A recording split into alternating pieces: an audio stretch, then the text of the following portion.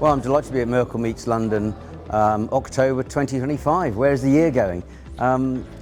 Merkle provides some very key infrastructure tools, and whilst a lot of the focus to date has been on the crypto sector, which is 3 or 4 trillion, those same tools are going to be invaluable for real-world assets as they start coming on chain.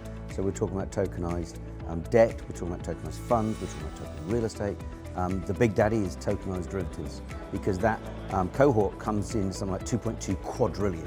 So it's interesting to see how the Merkle tools can be used to safeguard and track and trace when things don't always work out as investors necessarily. I think the most interesting thing is you've got a very different audience here today. It's great to see more institutional framework.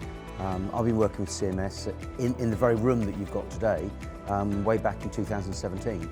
And I would say it's less crypto native and much more institutional, because we're beginning to see, only today, we're talking about potential sort of bidding war going on between Coinbase and MasterCard for a stablecoin manufacturer, talking about between 1.5 and 2 billion. And I mention that because I think it gives a really good example of how we're moving away from perhaps sort of a interest for enthusiasts to actually a tool that's going to be used for institutions.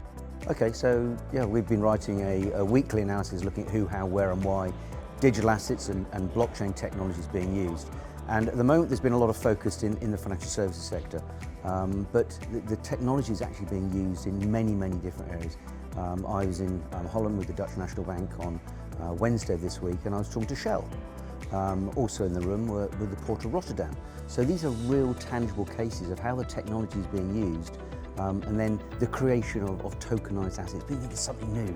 Well, the biggest tokenizer in the world, believe it or not, is Visa, because every transaction they tokenize to make it secure to be able to move information and data around. So in Digital Bytes, it goes out to about 20,000 people every week, been writing it since 2018, and it's really looking at who's using the technology, who's using the assets, and what are the sort of pluses and minuses around that.